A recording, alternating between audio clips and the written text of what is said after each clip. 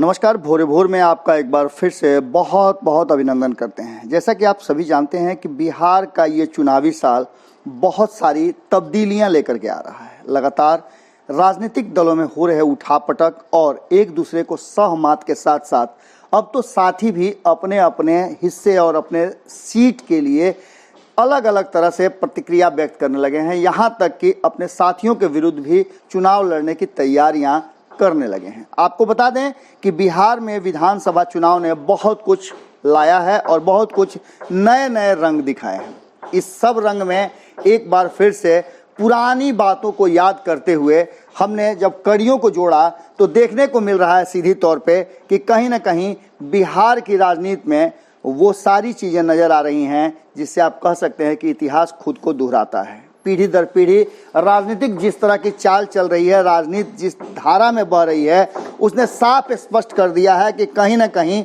बिहार में जो आने वाला चुनाव है वो बहुत आसान किसी के लिए भी नहीं होने वाला है।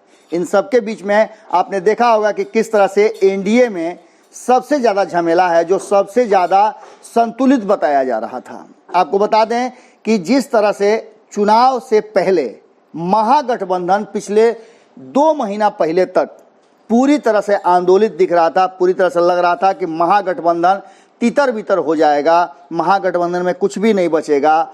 उन सब बातों पर लगभग विराम लग चुका है।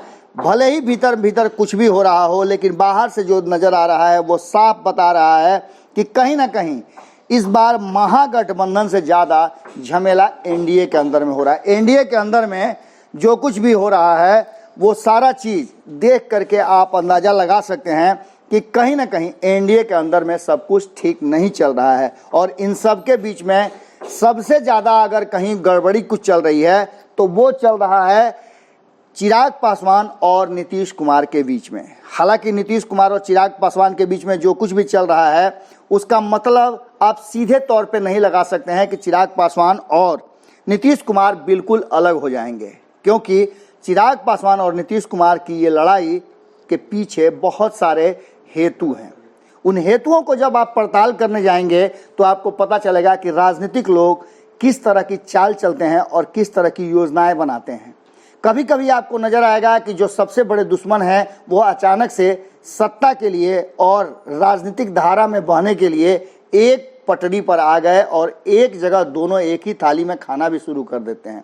ऐसा कई बार बिहार की राजनीति में देखने को मिल चुका है। जैसा कि आपने देखा कि नीतीश कुमार जी ने कैसे स्पष्ट तौर पे कहा था 2013 में अलग होते हुए सदन में कि जीते जी कभी भी भाजपा के पास नहीं जाएंगे। हालांकि आरजेडी भी लगातार ये कहती है कि वो किसी भी कीमत में भारतीय जनता पार्टी के साथ नहीं जाएगी। राजनीति अपनी ही चाल चलती है और अपनी चाल चलते हुए वो वक्त के हिसाब से अपने आप को ढाल लेती है। आप देखते ही रह जाते हैं, आपके समझ में कुछ और आता है और हो कुछ और जाता है। अब लगातार बिहार की राजनीति एक नए करवट ले रही है और ये सारा करवट 243 सीटों के लिए है। जैसा कि आप सभी जानते हैं कि चिराग पासवान लगातार नीतीश कुमार पर हमले कर रहे हैं और ये हमलों का सिलसिला लगातार जारी है। उन्होंने तो यहाँ तक घोषणा कर दी है कि वो 143 सीटों पर चुनाव लड़ेंगे। यहाँ तक भी बात हो गई है कि नीतीश कुमार जहाँ जहाँ अपने उम्मीदवार खड़ा करेंगे वहाँ वहाँ एलजेपी भी अपने प्रत्याशियों को चुनाव लड़वाएगी। अब इसका मतलब आप सीधा समझ लीजिए कि इन सब पर कहीं ना कहीं अगर चुप्पी साधे हुए भारतीय जनता पार्टी तो क्या कारण हो सकते हैं।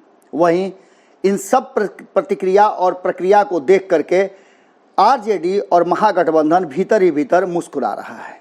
आपको समझ में आ रहा होगा कि आखिर चिराग पासवान के इतना ज़्यादा आंदोलित होने और बीजेपी के साथ बैठने के बाद भी ये स्थितियां और मामले नहीं सुधर रहे हैं।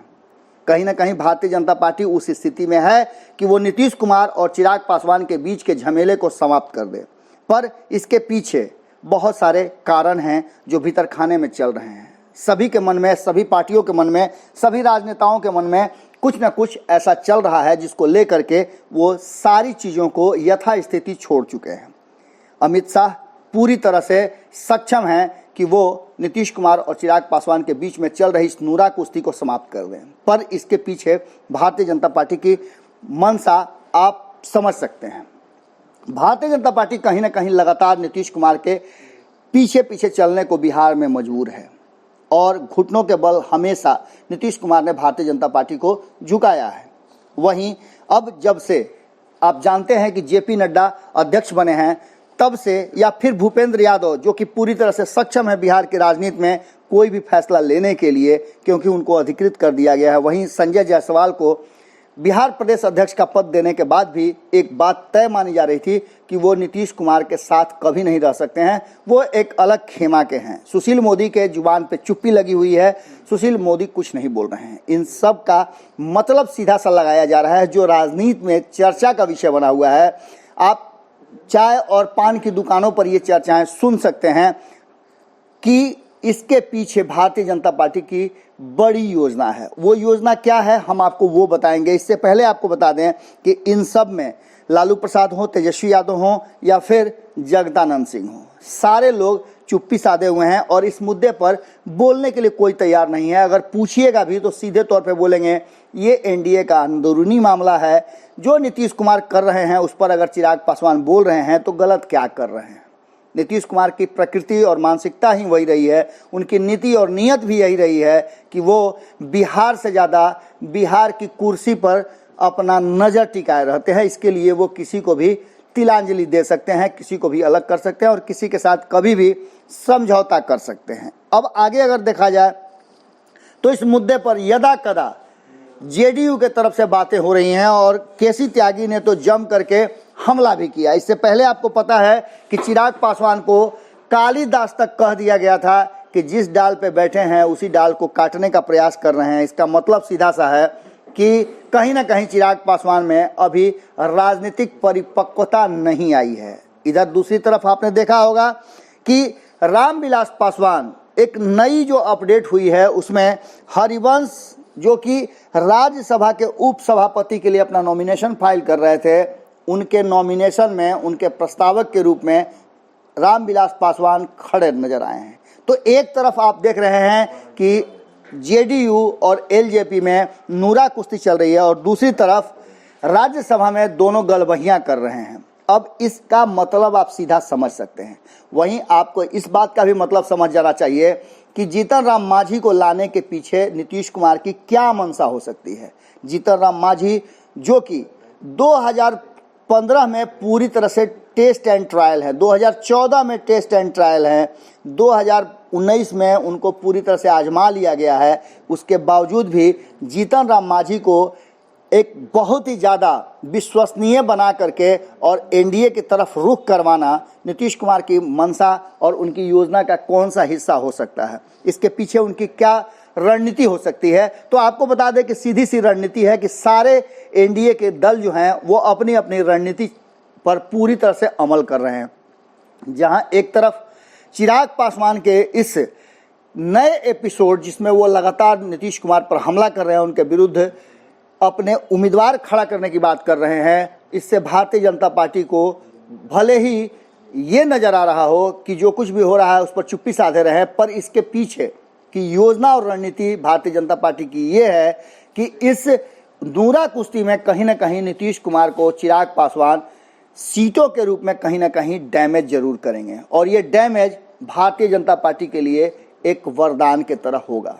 कारण कि अगर कुछ सीटों पर भी चिराग पासवान नीतीश कुमार को डैमेज कर दिए तो उसका फायदा कहीं ना कहीं भारतीय जनता पार्टी को मिलेगा और भारतीय जनता पार्टी एक लंबे समय से इंतजार कर रही है कि उसकी सीटें कब नीतीश कुमार से ज़्यादा हो और वो इस स्थिति में हो कि किसी के साथ समझौता करके बिहार में अपनी सरकार बना सके। क्योंकि पिछले 15 साल से नीतीश कुमार को जब इच्छा हुआ तो भारतीय जनता पार्टी के साथ चले और जब इच्छा हुई तब भारतीय जनता पार्टी को सत्ता से बेदखल कर दिया। अब ऐसी स्थिति में एक मौका भारतीय जनता पार्टी तलाश रही है जो चिराग पासवान के जरिए हो सकता है कि उसे प्राप्त हो जाए। पर इससे ज़्यादा फायदा जो है वो चिराग पासवान के इस प्रतिक्रिया से नजर आ रहा है कि महागठबंधन को हो जाए। यदि महागठबंधन एकजुट रहता है तो आपको बता दें कि इन सब में भारतीय जनता पार्टी की चुप्पी का मतलब सीधा सा है कि वो नीतीश कुमार को बैकफुट पे लाना चाहती है और उसके लिए वो चिराग पासवान को सह मान के चलिए दे रही है या उनके लिए छूट छोड़ चुकी है। वहीं जीतन राम मांझी के जिस तरह से बयान आ रहे हैं और जिस तरह से चिराग पासवान पर वो हमला कर रहे हैं, इससे एक बात तो तय है कि दो दलितों को आपस में लड़ाकर भारतीय जनता पार्टी और नीतीश कुमार की जदयू अपना अपना गोटी लाल करना चाहती है, अपना अपना स्वार्थ सिद्ध करना चाहती है और उसे कुर्सी का पौआ बनाना चाहती है। 2 पौआ तो वो दोनों अपना जुगाड़ कर लेंगे, बाकी के 2 पौआ के लिए जीतन राम मांझी और चिराग पासवान उनके लिए सबसे ज़्यादा मुफीद नज़र आ रहे हैं और शायद ये रणनीति का हिस्सा है। अब आगे देखने वाली बात ये होगी कि बिहार की जनता इस नूरा कुश्ती को समझ पाती है या नहीं समझ पाती है, क्योंकि बिहार की जनता राजनीतिक रूप से पूरा सक्षम है और हर फैसले को अपने हिसाब से करने के लिए जानी जाती है। आने वाला चुनाव हर गठबंधन और हर दल के लिए बड़ा ही महत्वपूर्ण है। अगर कोई अप्रत्याशित परिणाम बिहार की जनता दे दे तो कोई अतिशयोक्ति नहीं होगी। चुनाव का पूरा आगाज हो चुका है, आप भी इंतजार कीजिए और पूरा मन मिजाज बना करके एक अच्छी और बेहतर सरकार का चयन कीजिए, एक अच्छे प्रत्याशी का चयन कीजिए जो बिहार के विकास में आपके मंसूबे पर खरा उतर सके। जुड़े रहें भारत लाइव के साथ, खबरों का सिलसिला लगातार जारी है। नमस्कार। बढ़ाएं अपना कदम सक्सेस की ओर शिखर करियर इंस्टीट्यूट के साथ। शिखर करियर इंस्टीट्यूट पूर्वी भारत में एकमात्र कोचिंग संस्थान जो एक्सक्लूसिवली है मेडिकल एंट्रेंस एग्जाम के लिए।